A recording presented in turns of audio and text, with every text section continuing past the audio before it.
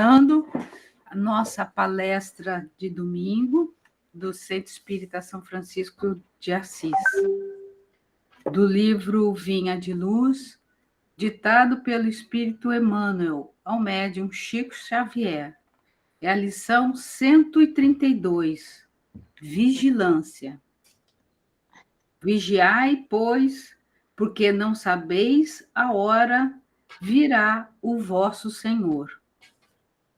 Quem disse isso foi Jesus, está no Evangelho segundo Mateus, capítulo 24, versículo 42.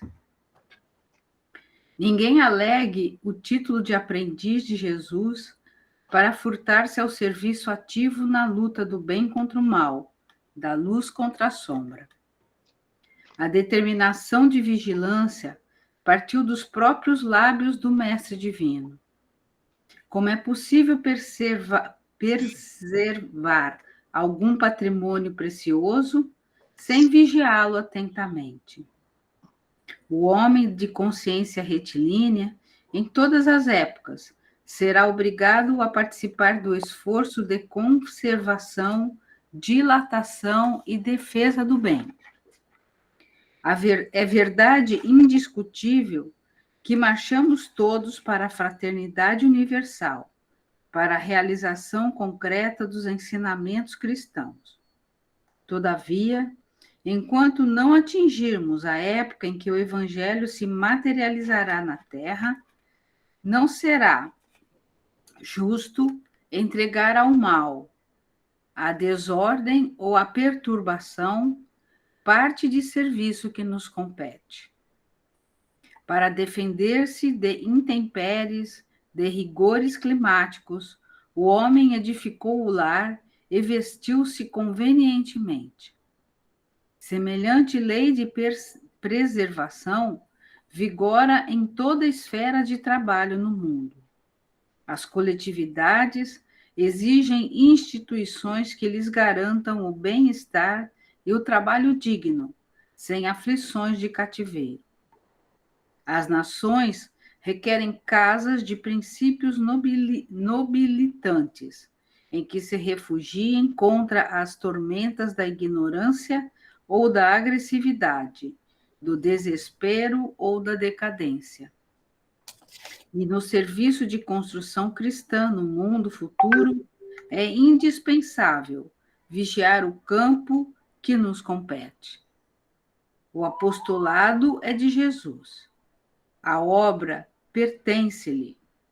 Ele virá, no momento oportuno, a todos os departamentos de serviço, orientando as particularidades do ministério de purificação e sublimação da vida. Contudo, ninguém se esqueça de que o Senhor não prescinde da colaboração de sentinelas.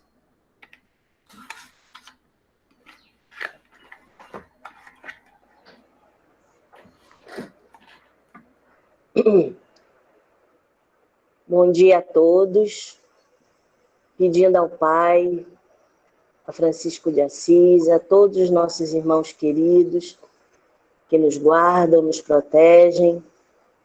O início desse estudo, dessa manhã de domingo, pedindo o amparo, o fortalecimento à nossa irmã Helena e a todos nós que estamos aqui tentando aprender, tentando se melhorar, e que a paz do Cristo possa sempre estar conosco, nos dando força, nos dando fortalecimento, nos dando coragem, e que ela possa estar bem fortalecida para apresentar esse estudo aí tão grandioso, né? Muita paz e muita luz para todos nós. Graças a Deus. Posso começar? Vocês me avisam, então, quando te faltar 5 minutos? Tá bom. Helena, muito obrigada por ter aceito o convite, por estar em nossa casa. É um prazer em recebê-la. Que Jesus te inspire em todo o conhecimento que você vem hoje para casa, para nós, tá? Obrigada. Isso, é uma alegria redobrada para a gente, que que tem obrigação, né, e compromisso com a divulgação doutrinária. Então, a gente está começando às 10, eu vou até o quê? 45 minutos, 40, só para eu me Tá ótimo. Fique à vontade. Isso. Mas a média, mas vocês, qual é o critério de vocês? É 40 minutos, 50? 40 a 50, tranquilo. Tá, até 50, né? Tá bom, beleza. Então, vamos lá, né?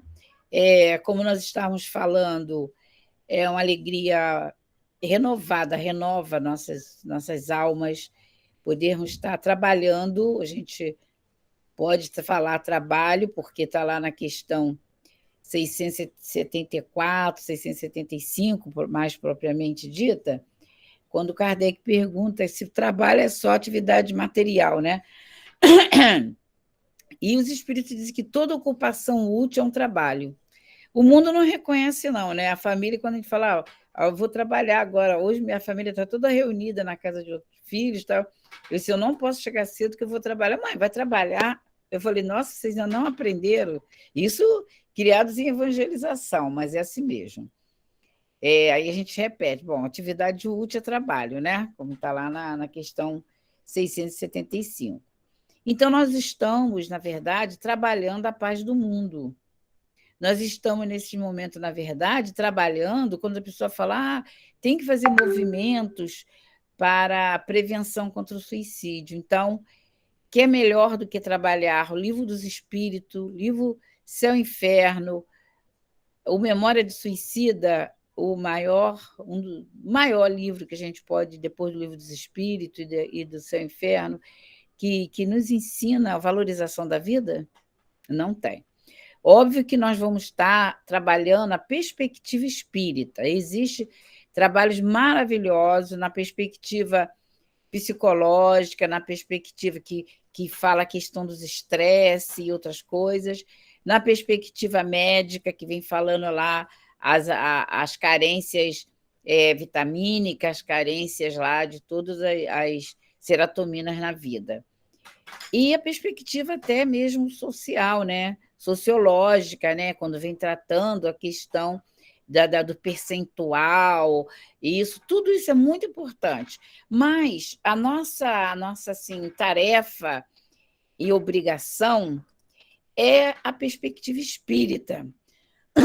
Mas não se fala sobre isso, a perspectiva fala. Só que a gente não se atém, porque senão a gente vai perder o outro lado, que é o foco doutrinário. Então, é um livro... Vocês desculpem que hoje eu acordei com pigarro. É um livro, dependendo da letra, com 600 e poucas páginas, outras com 500 e poucas, mas é um livro que nós temos já de cultura, de hábito. Nós já estudamos esse livro há mais de 40 anos. Então, a gente termina a volta. Levamos uma média de uns 5 anos para fazer ele tudo, porque a gente estuda ele ponto e vírgula. Mas hoje a gente não vai estudar ele ponto e vírgula, nós vamos fazer um panorama dele, como se fosse uma vitrine. A gente vai pegar ele, vai pegar alguns personagens e vai apresentar para o público. Qual o objetivo? Tem um objetivo, estimular as casas espíritas, e vocês estão... fiquei muito feliz em vocês terem aceitado esse tema, estimular as casas espíritas a estudar o livro, não só ler, estudar nas suas casas, porque é um grande serviço que a gente vai fazer à humanidade, trazendo à baila a questão dos personagens que está ali. Então, esse livro ele foi feito a 3 mãos. O Camilo Castelo Branco, que era um literata português, considerado gênio da literatura portuguesa, até hoje estudado. Quem estuda literatura não deixa de encontrar Camilo em Portugal e na Europa. E pela Ivone da Amaral Pereira, muito conhecida e amada por todos nós, né? E na primeira edição ficou esses 2. Ele trouxe os fatos e ela vamos falar, psicografou, mas ela fala que ele, na verdade, não foi psicografado. Ela é em liberdade espiritual e emancipada, ela ia assistir aquelas cenas. Ela via, ela registrava a cena e ela escrevia. Tem, lógico, tem parte que foi psicografada, mas a maior parte ela gravava, então, um processo anímico. Bom, ela mesma relata isso. E na segunda edição, Leon Denis desencarnou em 1927. Na segunda edição, Leon Denis já estava, ele mesmo conta, na segunda edição do livro, tem lá uma nota de Leon Denis dizendo que ele foi convidado e teve tempo, que antes ele estava muito ocupado, assim que voltou para a espiritualidade dele, ele fala isso, podem ler lá no livro. Ele organizou o livro. Como que organizar que ele fez? Ele colocou nos fatos que Camilo trazia, porque Camilo não conhecia profundamente a doutrina espírita. Ele já conhecia a doutrina espírita, a gente vai ver na terceira parte eles estudando a doutrina espírita. Então, Leon Denis trouxe a base doutrinária. Então, você encontra o Livro dos Espíritos, o Livro dos Médiuns, você encontra muita obra de Leon Denis, Depois da Morte, O Grande Enigma. Você vai lendo, você vai identificando, aqui é Leon Denis, olha que essa questão aqui é do Livro dos Espíritos. Então, é muito profundo, sério, abrangente, claro, e não tem palavras místicas, não tem tudo muito claro, muito objetivo, como foi montada a doutrina espírita. Então, a Dona Ivone, ela começou, eu vou falar rápido as fases do livro. Primeira fase, ainda nós não estamos usando ainda, porque esse material eu botei depois. Primeira fase, quer dizer, nem me lembro se está aí, porque esse meu conteúdo aí é antigo, mas se não tiver, vai estar aí. Primeira fase, recepção dos primeiros esboços. 1926 a 1940 foi a primeira fase do livro. Recepção dos primeiros esboços. Fala da Dona Ivone. Segunda fase, de 1941 a 1945. Olha o que ela fala. Período de latência e interrupção involuntária do exercício mediúnico, sem a possibilidade de um intercâmbio normal com os espíritos, o que ocorreu de modo alheio à nossa vontade. Então, olha a data, 1941 a 1945, o que estava acontecendo? A Segunda Guerra Mundial, né? Bem parecido com algumas interrupções que a gente teve que fazer na casa espírita, porque não pode ter contato direto com as pessoas, então os trabalhos de tratamento espiritual da grande maioria dos centros foi interrompida, mas os espíritos continuam socorrendo, não vamos esquecer disso. Então, essa fala dela, eu quis trazer na íntegra a fala dela, não quis nem resumir, porque é muito interessante. Terceira fase, de 1945, aí a guerra já tinha acabado, a 1953. Olha que interessante. Período de retomada das atividades mediúnicas, porém, o manuscrito permaneceu durante este 8 anos em uma gaveta de escritório. Então, esses 8 anos, o manuscrito que ela já tinha conquistado da primeira fase, que foi 1926 a 1940, ela guardou aquilo ali. Quarta fase, de 1953 a 1955, escrita, revisão e reelaboração da obra com o auxílio de Leon Denis. Conta-se, repetimos, 29 anos entre a primeira e a última fase dessa obra. E a gente quer acabar o trabalho rapidinho, né? 29 anos de pura paciência, de obediência e resignação. Está lá no Evangelho, capítulo 9, item 8, obediência e resignação dessa médium para vir à baila essa obra monumental. Bom, já começou a primeira lição, paciência e resignação da obra. Já não é pouca coisa, essa informação e essa mensagem desse livro. Bom, então, o que a gente tem nesse livro? A gente sabe que só no Brasil tem mais de 100 colônias. Se a gente for fazer pesquisa, porque nós já fizemos isso, tem mais ou menos 100 colônias, cada colônia com uma especialidade. E a colônia Maria de Nazaré, ela é especialista em acolher, recolher, educar, tratar, operar, reencarnar e acompanhar os espíritos suicidas. Ela é especialista nisso. Ela abrange Tudo isso está na obra. Eu não vou estar definindo qual capítulo que está, senão a gente não vai conseguir, porque você vê, a gente leva mais de 6 anos lendo o livro todo, né? Estudando. Imagina, então, aqui eu vou dar pinceladas, tá? Então, essa colônia ela atende ao país Portugal, Brasil e colônias portuguesas na África, quando tinha, e na época tinha. Então, tem um motivo. Quando vocês foram ler ou estudar, que nós podemos estar marcando para estar estudando aí esse livro, é por causa da língua, da linguagem, do português e dos costumes. Aí a gente já vai desmistificar aquela coisa de achar que morreu, todo mundo virá santo, ou não tem especificação de gosto, de religião, de prazeres, de tendências. A gente vai ver que tem. E nessa obra é um manancial de tanta informação, de revelação. A gente vai encontrar muitas revelações nessa obra. Então, essa é a colônia que nós vamos lidar. Essa colônia ela é dividida em vários departamentos. O Vale do Suicida, que é muito conhecido de todos nós, mesmo não tendo estudado, a gente ouve falar, é um departamento da colônia Maria de Nazaré. É um departamento. Então, a gente vai vendo que precisa, nas casas espíritas, ter muita organização. Não é tudo igual, não. Tem que ter uma organização, regras e disciplina a ser seguida. E a gente vai aprender nessa obra muita regra e muita disciplina. Se a gente não tiver ética, a ética do mundo, a gente vai conseguir a ética da espiritualização? A ética espírita, a ética do mundo, a gente não vai estudar aqui, que vocês sabem. A ética espírita, a lei do amor e a lei do dever. Está lá no Evangelho, segundo o Espiritismo. Bom, então, essa colônia atende a ética espírita, tá? Não é só espiritualista. É uma colônia que, além de ser espiritualista, ela é espírita. Na terceira parte do livro, a gente descobre isso. Muito interessante. Tem colônias que não é espírita.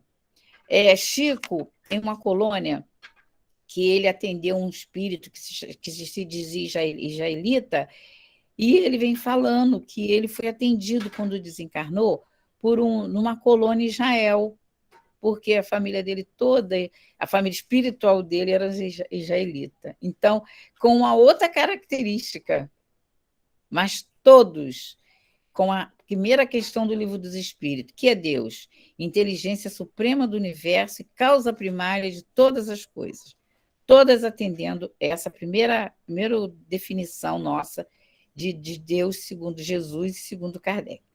Então, a colônia. O que é a colônia? Por que isso foi escrito? Isso foi escrito, esse material foi escrito, por quê? Um personagem do ano 33, esse conteúdo está na parte terceira, que eu vou contextualizar e passar por que chegou-se aqui. Um personagem do ano 33, no dia do Calvário, ano 33 da era após Cristo, porém, no dia do Calvário. Era um personagem que não aparece o nome, só aparece o homem, que ele era céltico. E lá nas Galhas, principalmente na França, que era da onde ele veio, ele tinha sido condenado à morte, e aí a falange de Maria estava encarnada, mas a falange de Maria de Nazaré, os que estavam desencarnados, recolheu esse espírito e ele não foi, ele tinha sido condenado à morte. Ele não foi condenado à morte, e sugeriram que aqueles condenadores lá no tribunal deles, eu não vou entrar nesse detalhe, romano, mandasse ele para Jerusalém. Então, ele foi exilado, para não ser morto, das Galhas para Jerusalém. Então, ele já estava aí com a dívida com Maria de Nazaré, que é a coordenadora geral do planeta Terra. Só um adendo. Colônia Maria de Nazaré, esta colônia que leva o nome Colônia de Maria de Nazaré, ela atende no planeta Terra a esses dois, essa área que eu falei, Portugal, Brasil e colônias africanas. Tem outras colônias coordenadas por Maria de Nazaré em outros pontos que atendem especificamente suicida. Só lembrando isso. Tem várias, no planeta Terra tem vários pontos, coordenado por Maria.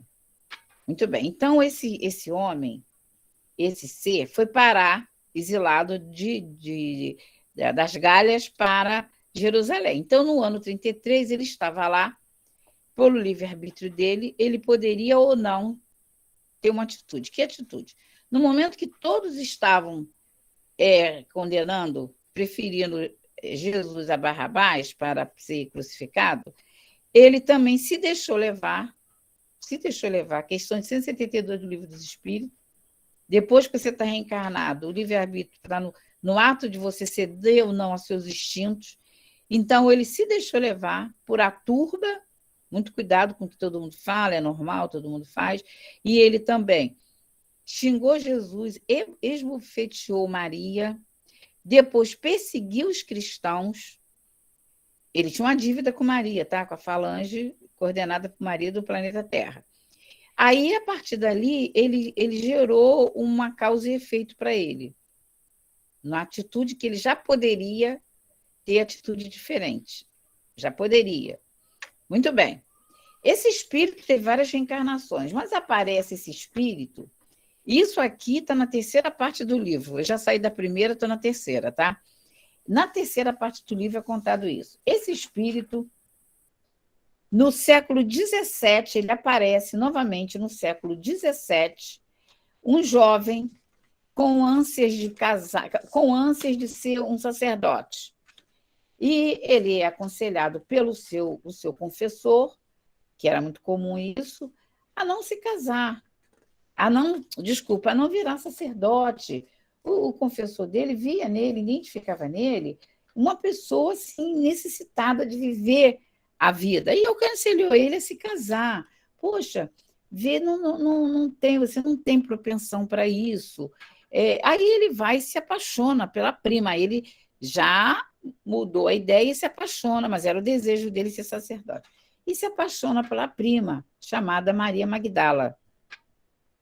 Esse é o espírito Camilo, ano 33, depois estamos no século XVII, ele se apaixona pela prima. Mas essa prima, Maria Magdala, ela apareceu na cidade um primo de Camilo, então, chamado Jacinto Ornelas. Então, esse primo então é relatada a imagem do primo, espanhol, bonito, assim, assado, e Maria Magdala se encantou por ele. Mas ela não estava bem comprometida com Camilo. Ele já estava encantado por ela, mas não tinha um compromisso de fato. Então, ela se encanta por Jacinto Ornelas. Então, o que acontece? Ela casa com ele, sai da cidade. 15 anos depois, ela volta para a cidade. Só que nesses 15 anos, Camilo, com desgosto dessa rejeição da Maria Magdala, ele vai se transforma em sacerdote. Conseguiu, negando todo o conselho do seu pároco, ele se transforma em sacerdote. Só que ele se transformou num sacerdote que seguiu ferozmente a Santa Inquisição, se transformou em grande perseguidor. Ele, em vez de desenvolver a inteligência, a razão, a fé raciocinada, ele se fixou na fé cega e deixou os instintos e as paixões falar mais alto. 15 anos depois, retorna Jacinto Ornelas e Maria Magdala. O que ele fez? Ele deu um jeito, com todo o poder que ele tinha, ele deu um jeito e começou a movimentar uma campanha contra, um processo mesmo, porque ele não era campanha, ele tinha poder, um processo contra Jacinto Ornelas, chamando ele de herege. Com isso, Jacinto Ornelas é preso e torturado. Maria Magdala procura o Camilo, estamos usando o nome Camilo mesmo, Camilo, e pede a ele em favor do marido. E ele tenta cantar, tenta se insinuar, e ela o rejeitou mais uma vez. Aí o que ele vai fazer? Ele dá ordem para cegar o Jacinto Ornelas na cela. Aí ele vira para Maria e fala, olha, para Maria Magdala, fala, você vai ter o seu marido. Quando essa cena, vocês podem até, se quiser, eu não sei mais ou menos em que período, se você quiser ir rolando aí o slide, tudo que eu estou falando está aí tem um slide sobre isso. Vai achando lá, por favor. Depois a gente volta nesse daqui, se der tempo, né? Eu até esqueci que eu estou falando, esquecendo que a gente tem esse slide aí. É porque esse material é tanto conteúdo bom. Ah, tá aí. Tudo que eu falei está nessa cena aí, ó. Desculpem, gente, ó. Ano 33, Toledo, século XVII, século XVII ainda, né?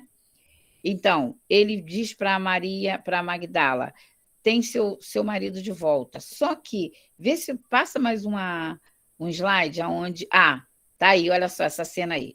Essa cena onde ele manda cegar o Jacinto Ornelas, devolve o Jacinto Ornelas para Magdala, só que ele todo arrebentado, cego, todo destroçado, ele percebe, aqui tem essa aparência aqui aqui, ó, ele olhando a cena. Qual cena? Ela beijando as mãos do Jacinto Ornelas. Então, ele reconheceu nela o verdadeiro amor. Conta-nos a obra que, a partir dali, ele começou a não ser mais a mesma pessoa, ele se comoveu com o verdadeiro amor de Magdala para Jacinto Ornelas. Então, a partir dali, ele já começou a ser outra pessoa, tá? Ele refletiu, ele não tinha noção que estava refletindo sobre isso. E ele começou a entrar num processo de arrependimento. Ó. O arrependimento de Camilo começou. Aí, o que ele fez? Ele evitava cumprir as ordens dos superiores, ao cárcere, perpetua, aí ele vai preso. Ele vai preso e ele começa, em estado de espírito, o processo de resgate, que já seria o resgate dele lá do ano 33. Se agravou no século XVII, ele teve outras reencarnações, mas as mais importantes. Se agravou quando ele cegou o Jacinto Ornelas. Muito bem. No século XIX, aí a gente vai contar a história dele no século XIX. Avança esse slide aí. Tá. Século XIX. Avança mais um pouco. Só para ver se está o que... Mais um pouco. Muito bem, está aqui. No século XIX, essa aqui é a cena do século XIX. Ele, escritor considerado gênio, porém, a ideia dele da vida ainda era a ideia não de arrependimento. O que eu quero dizer? Ele tem mais de 260 obras. A mais famosa é Amor de Perdição. Mas só para vocês terem ideia, o conteúdo da obra dele. Não estamos falando da forma. A forma ele é considerado gênio. Mas o conteúdo é outra lição para a gente, com conteúdo, não a forma. Ele, no Amor de Perdição, mais ou menos uns três personagens se matou. O desgosto da vida se matou. Então, ele, no século XIX, muita gente, por lê-lo, foi levado ao suicídio. Aí ele entrou um processo de cegueira. O processo de cegueira já era o resgate do século XVII, quando ele cegou Jacinto Ornelas. Pelo livre-arbítrio, ele já estava com 60 e poucos anos naquela época, no século XIX, na segunda metade do século XIX, já era considerado um idoso, quase 70 anos. Então, o que ele faz? Ele, em vez de se conter e se ligar a Deus, porque ele não se ligava a Deus, as escritas dele era todo do homem do mundo. O que ele faz? Ele ouve a conversa do médico com a esposa, ele vai e se dá um tiro no ouvido. Está aqui a cena dele dando um tiro no ouvido.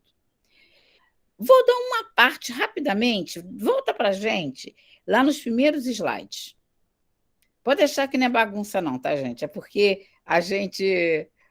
Como esse material foi de um seminário, então eu tive mais de 5 horas para desenvolver esse assunto. Então, peraí. Aqui, a gente só tem que ter alerta, avança um pouquinho esse slide aí. A gente tem que ter alerta com as leituras. Camilo Castelo Branco, Leon Tolstói. E na obra Leon Tolstói, a obra Karenin, né? A obra O Jovem Walter. Foi um período dos escritores que superou Romeu e Julieta e influenciar jovens ao suicídio. O Jovem Walter, a partir do suicídio dele, da obra, o nome do livro é esse, ele foi aberto, necessário abrir notificação policial, porque não existia notificação policial de suicídio. De tantos jovens que se levou, se deixou, se arrastou para a ideia do matar por amor. Anna Karenina é uma mulher casada com filha, né? Teve o amante. Quando o amante largou, ela não pensou nem na mãe, nem nos filhos, nem na família, nem nada. Ela vai e se mata. Só que, para Leon Tolstói, ela era a heroína. Mas esse espírito, Leon Tolstói, quando na espiritualidade, que ele era comunicante da Dona Ivone, né?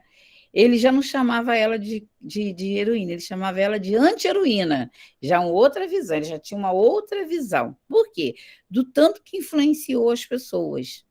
Mesma coisa o escrito, a literatura de Camilo. Eu coloquei essa para uma reflexão rápida, a parábola da grande ceia, justamente para a questão dos convites, se você puder avançar aí. A grande ceia é Jesus falando sobre isso. Se você não é convidado, o primeiro convite, eu fiz um resumo rápido. O primeiro convite, que todo mundo, eu não vou analisar a parábola porque não dá tempo, mas eu fiz um resumo. O primeiro é o convite, o convite pelo amor. Por quê? É da natureza do planeta Terra as provas e expiações. Então, você é convidada a passar, como espírito simples e ignorante, que nós não somos mais simples, mas ainda somos ignorantes, né? Você precisa passar pelas vicissitudes, está lá na questão 113 do Livro dos Espíritos. Precisa passar para evoluir, precisa passar pelas vicissitudes do planeta. Vicissitudes. Causas atuais das aflições é outra coisa. Então, se você não atende à lei que está na sua consciência, e Deus não dá fardo pesado para um mulher, se você só vai passar por aquilo que pode, ele, do ano 33, ele só foi começar a resgatar no século XVII. Ele faliu. Do século XVII, pulou para o século XIX, enquanto século XVII, enquanto lá o romance dele lá com a Maria Magdala, ele furou o olho do Jacinto Ornelas, ele só foi resgatar isso no século XIX, porque significa dizer que a lei ela espera o mínimo de amadurecimento para isso. Então, o primeiro convite que é para evoluir pelo amor. No segundo, é pela dor. O terceiro é pelo sofrimento. Então, a gente só tem que entender esse processo da lei, que é sempre de misericórdia.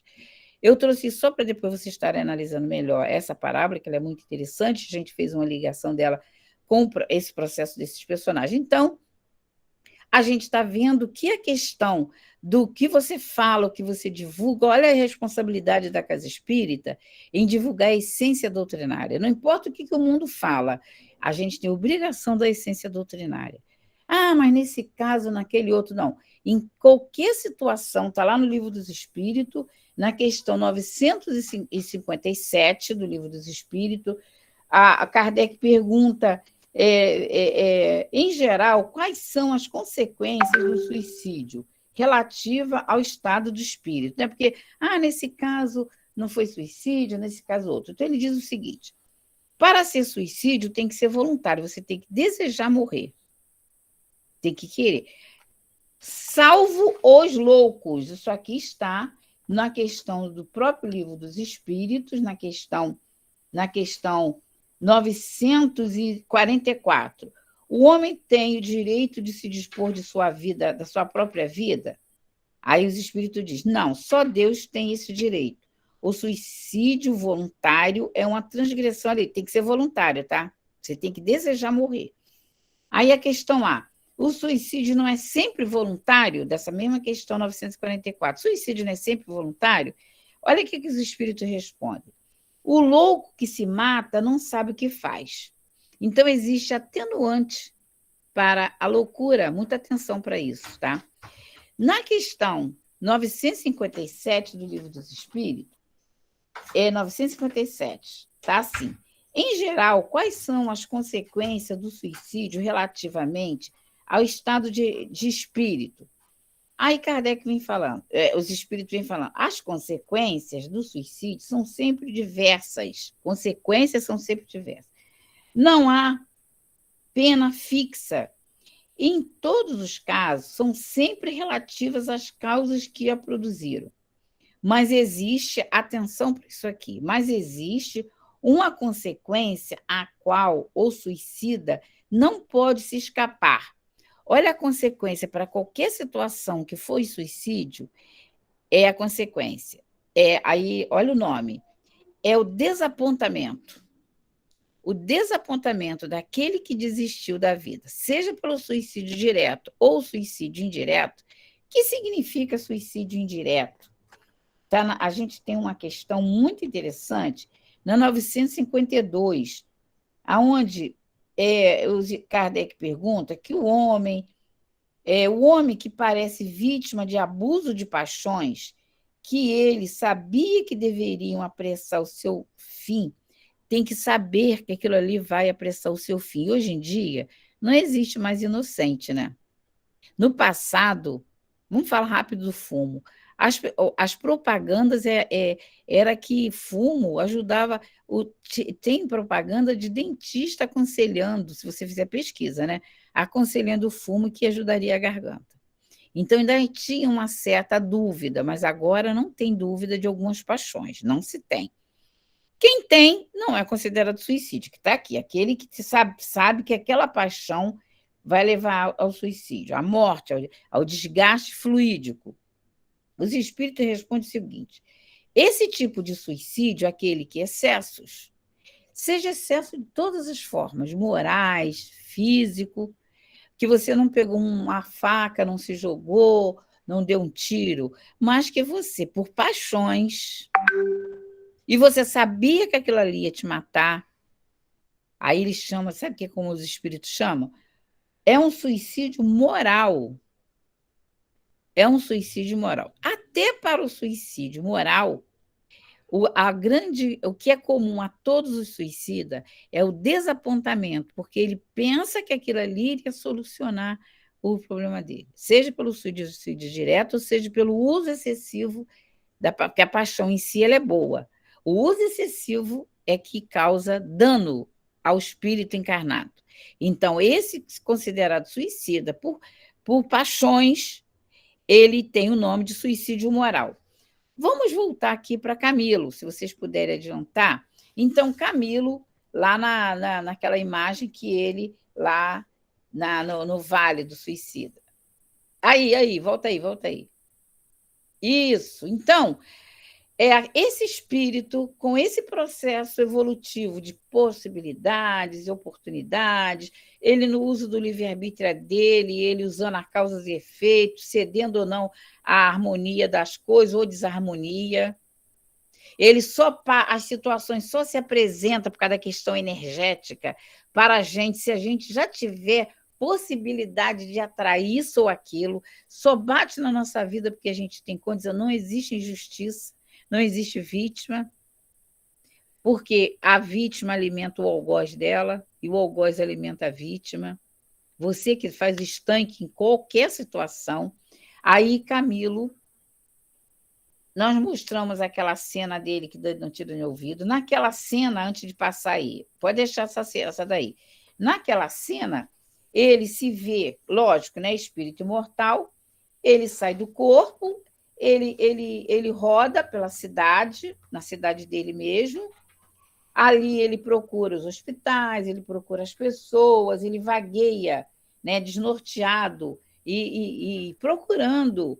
Né? Ele não entendia o que ele via fantasma, ele tentava falar com as pessoas e ele não conseguia. Ele levou, nesse período aí, parece que 7 meses, mais ou menos, o livro dá mais ou menos o tempo que ele levou, que ele vagueou pela cidade dele, tá? E ele percebia que ele enxergava vultos, mas enxergava. Então, com isso, em um determinado momento, apareceu para ele dois grupos, um grupo de espíritos que chamava ele suicida, suicida, você pertence a gente, e um outro grupo, avança um pouquinho aí antes do vale, isso, esse daí, e um outro grupo que tem o nome de Legião dos Servos de Maria. Ele está na rua de Portugal, nas ruas, acionando pessoas, acionando a cidade, acionando os hospitais. Ele se via cheio de sangue, rodando pelas ruas. E aí esse grupo apareceu, essa Legião de Servos de Maria. Apareceu e um grupo puxava de um lado e os Servos de Maria. Tá, a gente está vendo que os legionários de Servos de Maria, eles usam escudo e usam uma lança. Aí Camilo conta isso aí, eu estou falando agora da primeira parte, tá, gente? Fui lá na terceira, voltei para a primeira, tá? Para justificar por que ele foi parar aí. Aí esses legionários do Servo de Maria, eles espetavam, ele relata que eles me espetavam, como dizendo assim, espetou para que aquela dor da lança tirasse a atenção dos outros. E os outros chamavam, Camilo, vem com a gente. Aí ele olhou, o que chamou a atenção dele? Chamou a atenção dele essa flâmula aqui. Eu estou relatando o que ele relata, tá? Que está escrito Legionários do Servo de Maria. Aquilo impressionou muito, porque essa flâmula, ela emitia fluidos. Lindo, dá até arrepio quando a gente fala, né? Aí essa flama emitindo aqueles raios, leiam Leon Denis, Espiritismo e as Forças Radiantes. A gente tem que ler esse livro para a gente entender o processo do dia a dia, tá? A gente irradia o tempo todo, tá? E as coisas também. Leio, nos Domínios da Mediunidade, o capítulo, se eu não me engano, 26, esqueci o nome, daqui a pouco eu lembro. Esse mesmo, como eu não tirei, daqui a pouco eu lembro. Então, Leon Denis a André Luiz fala lá das possibilidades das coisas manterem o fluido de quem os tocou. Isso aqui estava imantado de fluido, ó, vibrando, e ele foi atraído pelas imagens, pela organização desse grupo. Aí sim, ele atraído, se desligou do grupo e foi sendo levado, está aqui uma carruagem, ó, isso aqui na Rua de Portugal, tá? Eles estão entrando no vale, com quem? Vamos imaginar o Camilo e um grupo junto aqui.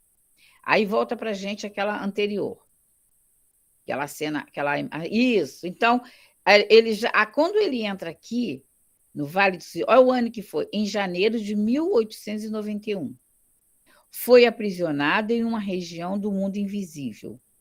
Camilo perambulou, olha aqui, ó, 7 meses entre o cemitério e a cidade. Eu até esqueci, ele ia para o cemitério, mas depois ele relata, tá? Que ele cai num monte de terra, aí ele vê que era a própria tumba dele. Então ele via cemitério, hospital, casa das pessoas, e aí nesse janeiro de 1891, ele conseguiu ser resgatado. Então a gente está vendo aqui, ó, que da morte dele até ele ser resgatado, levou 7 meses. Esses 7 meses ele perambulou. Por misericórdia divina, os espíritos suicidas são retirados porque a presença de um suicida desse... Volta, por favor, aquela slide anterior, que vocês vão ver uma coisinha que tem lá. Não, aquele que... Isso, olha aqui, ó. Cujos fluidos vitais estavam arrefecidos, permitindo locomoção para as camadas intermediárias das esferas espirituais, que nem todos estavam em condições vibratórias para sair do vale. Não, aqui ele vem falando quando ele saiu, mas não tem problema não, mas é isso mesmo que eu quero falar. Por que eles têm que ser recolhidos em algum lugar? Todos os espíritos vão para o vale? Não. Na hora que ele presta atenção nos legionários, na equipe que vai socorrer, significa que ele já está na mínima condição de ser socorrido no vale. Aqueles outros, eles vão, é relatado no livro, que eles vão para cavernas, para fundo do mar, eles vão para locais retirados da sociedade. Sabe por quê? Por causa desses fluidos vitais estavam arrefecidos, ainda estavam encharcados ainda de fluidos. Eles poderiam prejudicar a comunidade. Isso a lei divina não permite. Mas eu sei de caso que aquele obsessor é suicida. Isso é uma outra coisa e depois a gente fala sobre isso. Mas eles são retirados. Se você vai lá no fundo, nos lugares fora da sociedade, se envolver com suicida, é problema seu. Isso aí tem que estudar outras questões. Mas aqueles que não estão sintonizados não são, a lei divina não permite que ele fique perambulando como Camilo. Hospital, casa das pessoas. Então, aquelas pessoas não estão em sintonia. Eles são levados lá, isso aqui que eu esqueci, por isso que eu voltei. Qual é a situação que ele sente lá? Olha o que sentem? A fome, a sede, o frio, a fadiga, a insônia, todos os desejos e apetites humanos.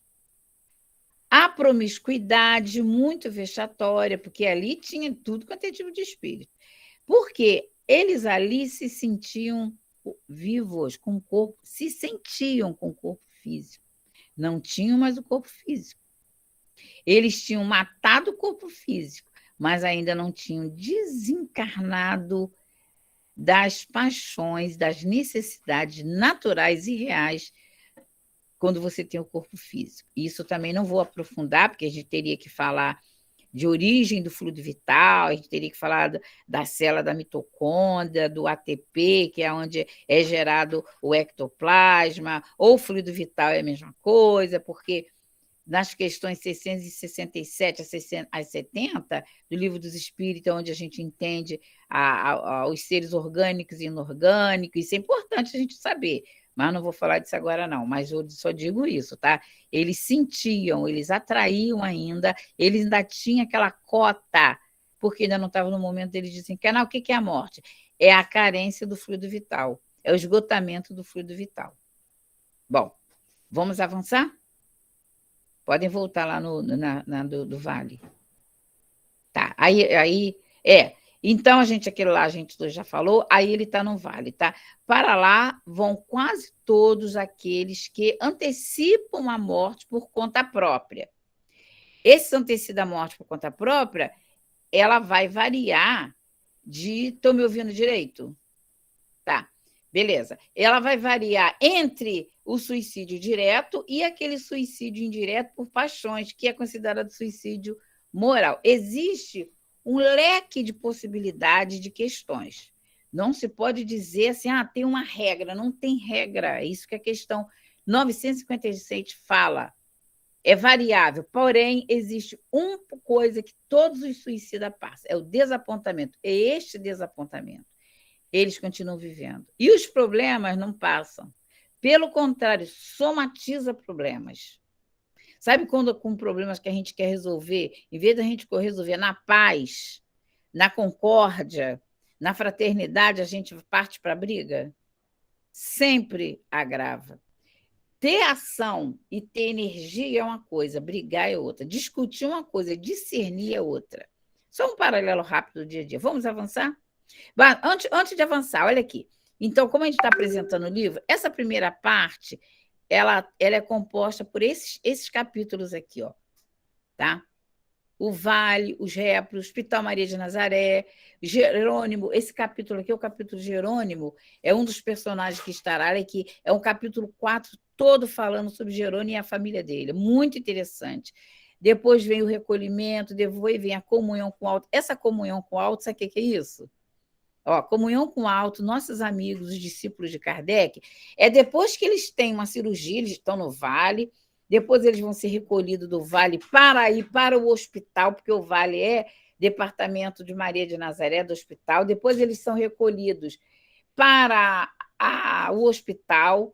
No hospital acontece cirurgias, aí é apresentado para a gente vários aparelhos que a gente fica encantado, que nem existia não existia naquela época e ainda não existe hoje.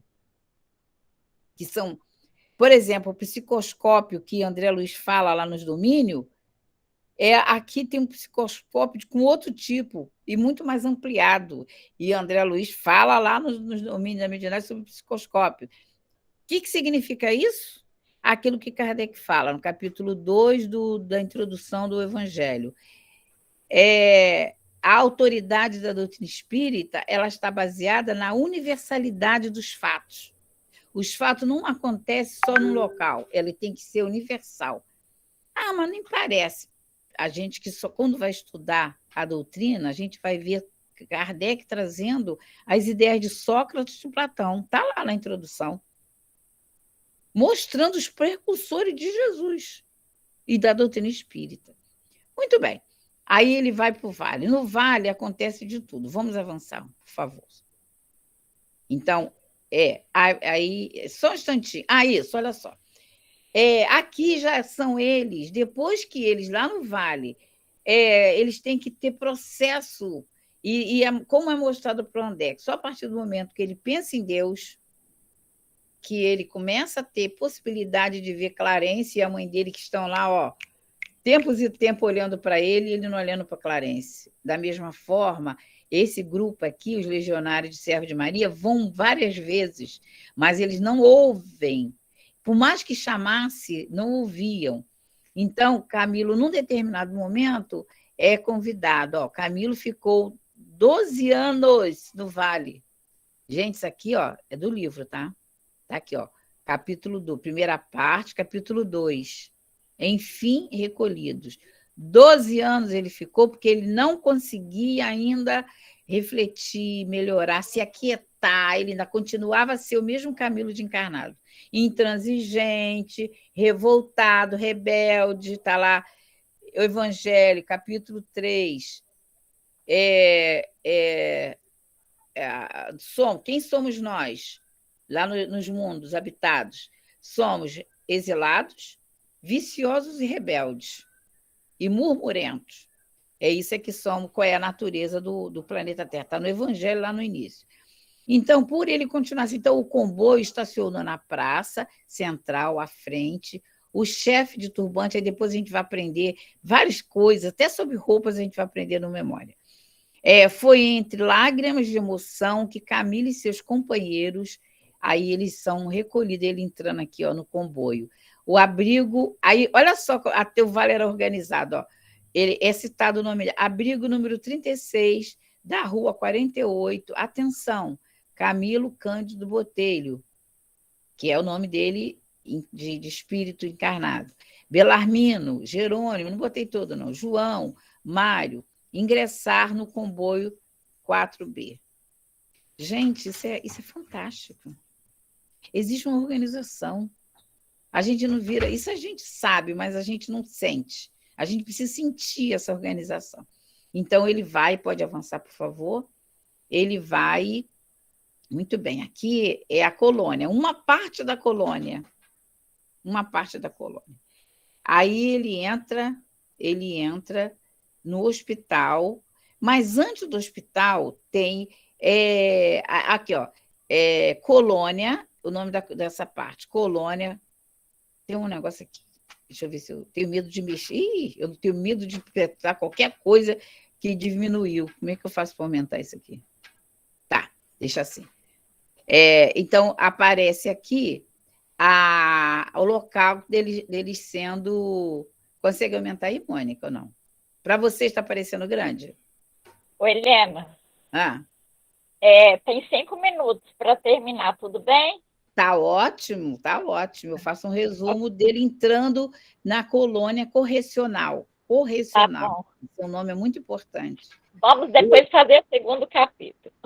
Podemos fazer. Oi, Helena, dá para ler assim, Legião dos Servos de Maria, colônia correcional. Lê para mim isso.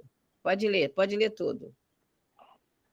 Isso é o que está no muro. Aqui embaixo está. As informações eram gravadas em discos. Num aparelho eletromagnético onde se via um tipo de álbum animado. com cenas e movimentos que reproduziam a imagem e a voz cadastrados. Era isso. Fala, termina. As imagens emitidas pelo pensamento no ato das respostas às perguntas. Gente, isso é fabuloso. Isso aí, assim que ele saiu oh, meu Deus, do vale, que eles entravam nessa colônia aí, existia... Sabe a casa espírita que tem recepção? A recepção, todo mundo sabe da importância da recepção na casa espírita, não sabe? Paulo Estevão, de primeiro a quinto capítulo, na Casa do Caminho, Pedro e Tiago recebendo Gesiel com Efraim. Pedro e Tiago. Tiago fala para Pedro, mas nós estamos ocupados, já estamos com 49 na casa, não podemos mais receber ninguém. Pedro vira para ele e fala, Tiago, depois que conhecemos o Cristo, não nos cabe mais eximirmos das tarefas, não podemos sair para pescar. Ele traz a imagem da pescaria como lazer. Boa, mas naquele momento ele estava sendo servidor do Cristo. É a recepção na casa espírita. Todos que chegarem têm que ser ouvidos.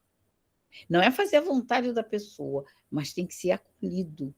A recepção aí é assim, olha, a recepção com uma aparelhagem. As informações que eles davam sobre eles eram gravadas em disco, num aparelho eletromagnético, onde se via um tipo de álbum animado. A gente ainda não tem álbum animado, mesmo estando aqui em live com vocês. Ainda não é um álbum animado. Animado com cenas e movimentos que reproduziam a imagem e a voz do cadastrado. Ninguém consegue ainda cadastrar dessa forma. As imagens emitidas pelo pensamento, olha só, a gente grava, mas a imagem não tem que ser pela voz, né? Aqui era pelo pensamento. Pelo pensamento, no ato das respostas às perguntas. Na sequência, ele diz que aqueles que não conseguiam, que o pensamento estava tão perturbado, aí os legionários, os responsáveis por cada um deles, respondiam por eles. Então, gente, para pensar que eles eram prisioneiros. O suicida, ele retorna para o mundo espiritual como um prisioneiro, ele vai para uma colônia correcional para se corrigir. De quê? Aí para lá vai doutores, tudo. Acabou o tiro de todo mundo. Ali é a alma, é o Filho de Deus, que está com a lei divina na consciência e optou para viver ainda a animalidade, que era lá da época que nós éramos lá australopiteco. Agora nós não somos mais australopiteco. Agora é razão. Instinto não morre, mas sobressai a razão, a fé raciocinada, pensar antes, deixar a compulsividade, que não você vira um louco. Viver impulsivamente. Tem um livro chamado Karen Honey, nossos impulsos do dia a dia. E a Joana de Anjos estuda muito sobre isso. Então, eles são, nesses 5 minutos eu vou encerrar dizendo o seguinte, eles são acolhidos em grupos, a partir dali, desse acolhimento, ali eles vão aprender, vai começar um processo educativo deles enquanto alma. Então, a gente vai aprender muita coisa nos departamentos. Vai começar... Primeiro eles vão para esse departamento, depois eles vão para um hospital chamado Hospital Maria de Nazaré.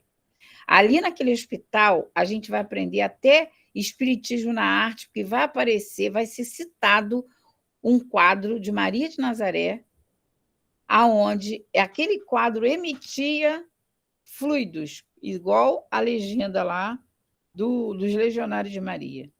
Naquele ambiente, para a gente encerrar, naquele ambiente eles estavam juntos, Camilo, porque era um espírito de extrema possibilidade magnética, ele começou a relatar novamente o sofrimento dele enquanto encarnado, e imediatamente os enfermeiros se aproximaram e falaram, botaram regras e condições a ser seguidas. Está lá em Leon Denis, no Invisível. Regras. Casa espírita tem que ter regras. Não todo mundo que chega quer fazer o que quer.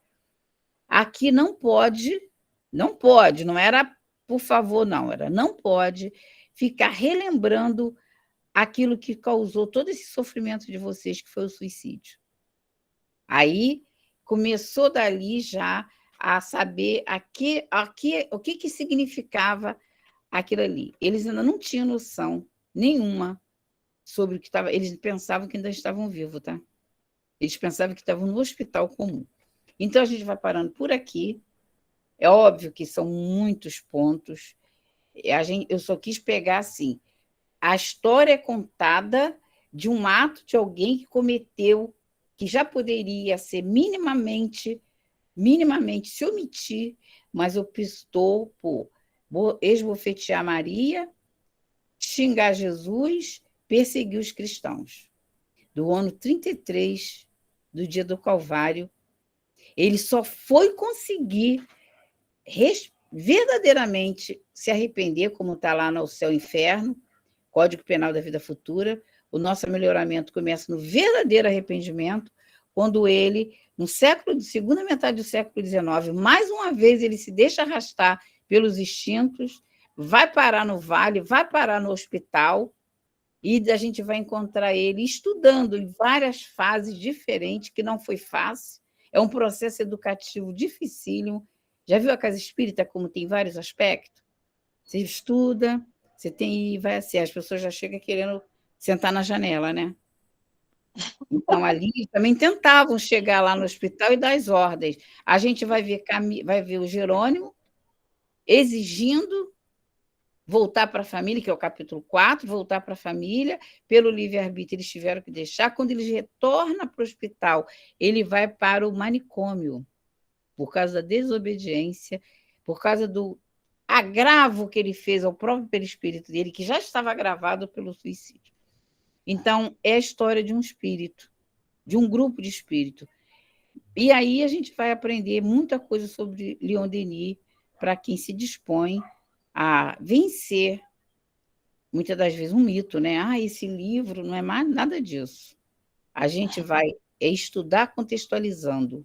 Vocês vão ver a leveza que é estudar esse livro. Meninas, então, muita coisa ficou faltando, mas a gente não tem pressa de morrer, né? Ainda tem bastante tempo para estudar. Alguém está com pressa de morrer? Não, então a gente ainda tem muito tempo. Nenhum, amigo, ainda temos que vivenciar muita coisa, aprender muita coisa, refletir sobre muita coisa. E agradecemos, assim, imensamente o seu estudo que veio compartilhar conosco, maravilhoso, que possamos, em outro dia, dependendo da sua disposição, continuar esse estudo, que é muito bom. Só marcar. Tá? Então, aí a gente faz capítulo a capítulo, pode fazer um resumão, assim, de capítulo, que aí agora eu fiz um apanhado geral, a gente pode fazer capítulo a capítulo, tá? Opa, muito obrigada. Então, vamos agradecer, né? Agradecer a Deus, nosso Pai, a Jesus, pela sua infinita misericórdia, por cada um de nós, agradecer por essa manhã luminosa, por tudo que veio trazendo reflexões profundas para todos nós, e pedimos. Acho que ela caiu.